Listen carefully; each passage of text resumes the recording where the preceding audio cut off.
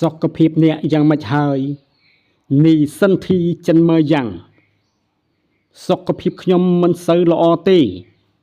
វ៉ាសិនធីពូថៃហៅអាកាសធាតុក្តៅណាស់ដូចជាមិនសូវឃ្លានបាយសោះធានឈីថៃរឿលើពូអៃឈឺហ្វាន់អ្នកញ៉ាំផ្លែឈើឲ្យបានច្រើនញ៉ាំទឹកឲ្យបានច្រើននេះតួឈឺសៀស៊ុយกัวតួហើស៊ុយ